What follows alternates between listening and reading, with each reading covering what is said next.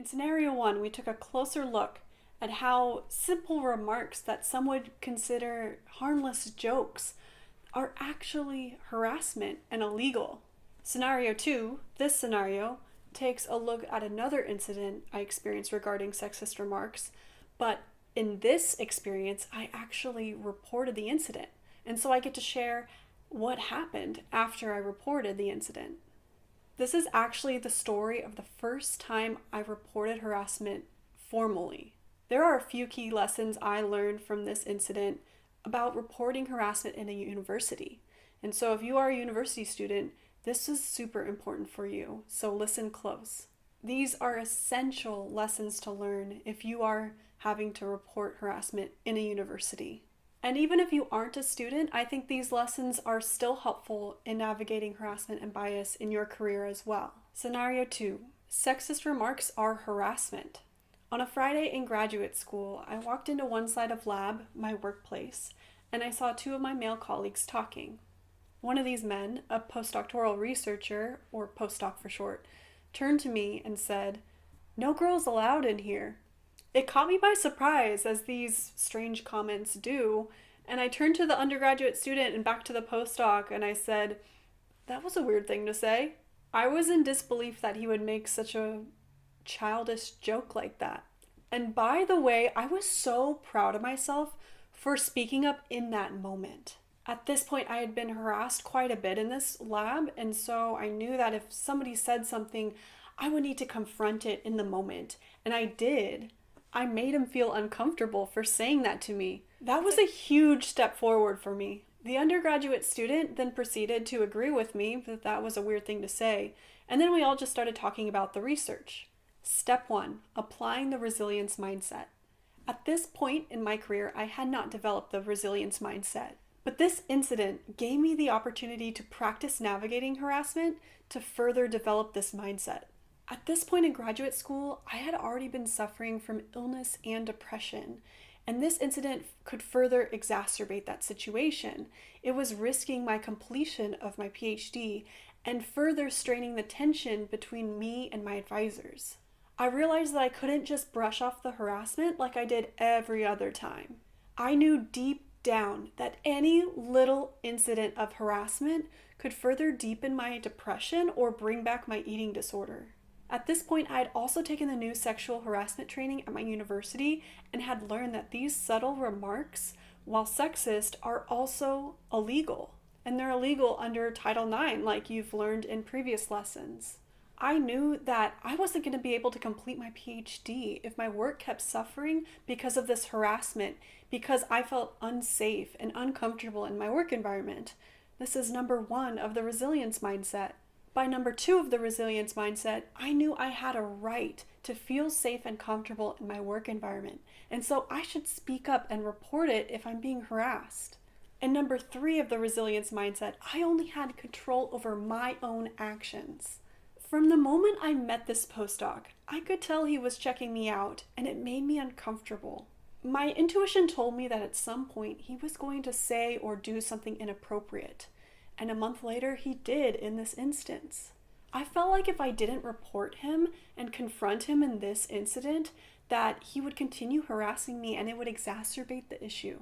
I didn't have control over his actions, but I did have control over my own actions, and I could act to protect myself by reporting him so that if he did harass me again, I would be able to pursue further action. And now we're on to number 4 of the resilience mindset. I didn't know how to report harassment because I had never reported harassment before. But the next day, I felt still very uncomfortable, and I decided that I would report it. I decided to email my advisor. And finally, number 5 of the resilience mindset. I knew that to feel safe and comfortable in my work environment, I need to establish a track record of this harassment. I needed to document the harassment and keep a track record in case it continued to affect my health and my productivity. All the harassment I was facing had led to strained relationships with my advisors. They only saw my work suffering, but didn't know that it was because of my toxic work environment. By keeping a record, I could minimize the risk of my health suffering further, which was my biggest fear. Step 2, applying the reporting framework. Looking back, I made decisions I wouldn't do if I had to go through this all over again. I want to explain what I did and how and why I would change my approach so that you, someone who's learning how to navigate harassment, can hear what I did and the lessons I learned. Let's review the 5 variables of the reporting framework, and then I'll discuss how I resolved the situation and the lessons I learned. First, my relationship with the harasser. My harasser was a postdoc who worked on a completely different project in lab than me. I didn't know him very well. He recently joined the group. I explained how in our first interaction he seemed attracted to me, and that when we were with each other kind of put him on edge, and maybe he felt intimidated by me. I'm not sure, but we didn't have a very friendly relationship. I did feel comfortable around him, but not so comfortable that I would want to spend time with him outside of my workplace. Second, evidence of the harassment. In this scenario, there was evidence in the form of a witness, and this witness I knew very well. In fact, he knew my brother before I knew him. It's a small world. We had had previous conversations about sexism in physics, and so I knew that if I needed to call on him as a witness for this, he would be supportive of me. Third, my relationship with the person who I report harassment to. The person I would report harassment to is my advisor. I described in the previous scenario that my relationship with my advisor was not very open or strong. At this point, there was a lot of tension between us. I had a hard time communicating with him, and he would often put me down. Later on, I came to realize that he was emotionally abusive toward me. But at this point, I knew he made me uncomfortable and insecure. I felt like if I reported the harassment, I wasn't sure if he was going to be supportive of me and help me reach justice. Fourth, my emotional reaction to the harassment. Since I already expected that this postdoc would at some point or another harass me, I was a little prepared for this kind of statement, and because of that, I was able to respond in the moment. I made him feel a little uncomfortable for harassing me. I was more fearful that he would continue harassing me, which could affect my health, and that is what I was really afraid of, was that my health would suffer further. The incident didn't really cause me a strong emotional reaction. Fifth, my university structure and legislation. His comment of "no girls allowed" is definitely illegal to say in my workplace, even if he just intended it to be a harmless joke. While it is a common phrase that children use as they play, it does have sexist roots. In the context of my male-dominant physics lab group, where I already felt ostracized, this statement just further underscored that disconnect. It further underscored that feeling that I didn't belong, that I was not allowed in this space because I was female. Because he used the word girl, this fell under gender or sex, which is a protected category under Title IX. The statement also served to create a toxic and unsafe work environment, which was part of the laws that protected me. By him telling me I was not allowed in my workplace, I could argue that that was creating an unsafe work environment for me. This small cliche phrase is actually harassment in multiple ways. Based on those 5 variables, here is the approach I used to resolve the issue. The incident happened on a Friday afternoon. The next day, I felt uncomfortable because I felt like he could continue harassing me, and that would further harm my health and continue to prevent me from getting a PhD. I decided to email my graduate advisor on Saturday afternoon, less than 24 hours after the incident. The primary purpose of me emailing my professor was to have a record of the incident, because that's what I needed to feel safe, that there was a record, and so that if he did this again, that I could follow up and pursue justice. Now, I want to read word for word the email that I sent to my advisor. I'll leave out the names because they are irrelevant. My email said, "Hi advisor, on Friday I went to the site of lab where the undergraduate student and the new postdoc were working. The new postdoc stated jokingly, 'No girls allowed in here.' I replied, that was a weird thing to say. The undergraduate student stated that he agreed that it was weird, and we all proceeded to talk about carbon nanotube growth and their training. Subtle instances of sexism have a negative effect on my productivity in your lab by making me feel like I do not belong and thus decreasing my motivation. I feel the need to bring this issue to you because in the past, I have made the mistake of not coming forward with instances of sexism until the issue had escalated or until it was irrelevant. In addition, this incident occurred in front of an undergraduate student and can negatively influence his perspective of the laboratory research environment. Thanks for taking this into account. If you would like to discuss this more, let me know. Best, Jill. You could tell by what I said and my tone that I wasn't sure what my advisor would do with this information. I included the bit about how it doesn't just affect me, it could affect this undergraduate, somebody else in my lab, because I wasn't sure if me being affected was enough to warrant my advisor do something about the situation or take it seriously. But like I said, there's no one right way to report harassment. I'm just so proud of myself for being brave and sending this email. Within 15 minutes, my advisor replied, "Okay, thanks for letting me know. The postdoc is not in lab today, so I will speak to him on Monday. If someone says anything that makes you uncomfortable, you should let me know immediately. This kind of lab management issue deserves to be dealt with immediately rather than the next day or next week." And then he signed his initial. To this day, I feel kind of this icky feeling in my gut with this reply. My advisor basically turned it around on me and said I didn't report this correctly. He said I should have reported it immediately, and I reported it within less than 24 hours after the incident, which to me was actually a huge step forward because I was able to be aware that this incident made me feel uncomfortable, and then think about whether to report or not, and then finally report it when I felt like, no, this is the right thing I need to do.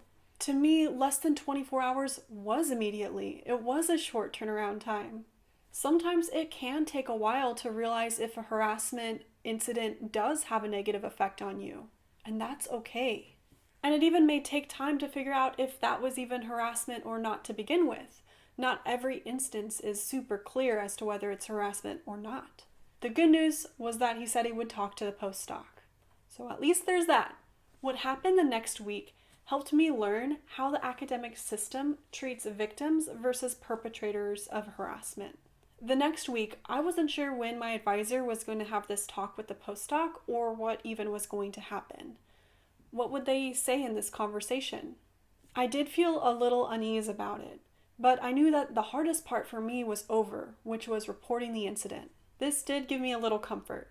On Monday or Tuesday, or sometime earlier in that week, the postdoc approached me while I was working in lab and presented me with a typed apology and a verbal apology as well.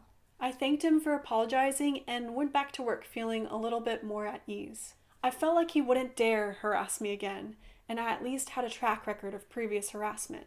I also felt very empowered by this incident and reporting it, and I felt like my health wasn't going to suffer and I was going to be safe in my work environment. I was succeeding in keeping myself safe and healthy.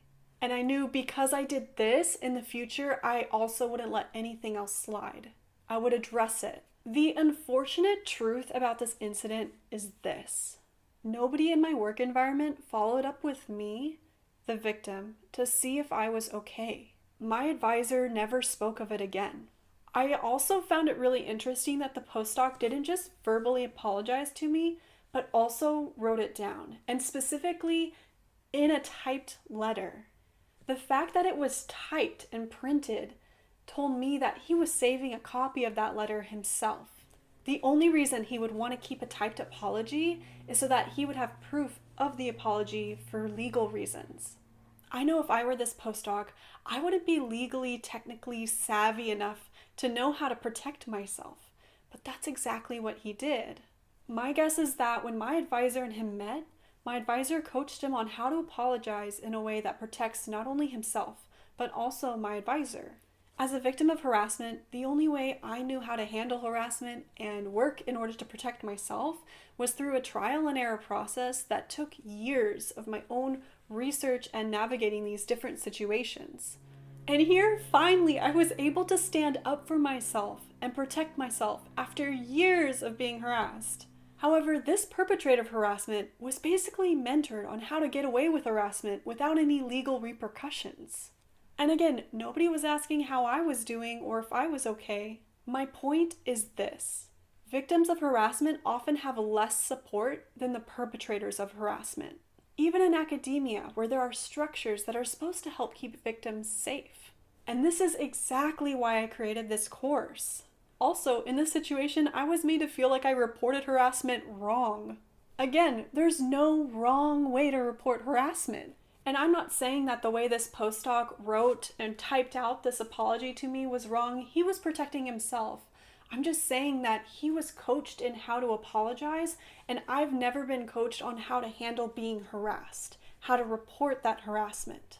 And this is where the resilience mindset and the reporting framework come in. It is my hope that these guides help build a foundation to help people navigate these difficult workplace situations. The resilience mindset and the reporting framework help make this process of reporting easier and more straightforward.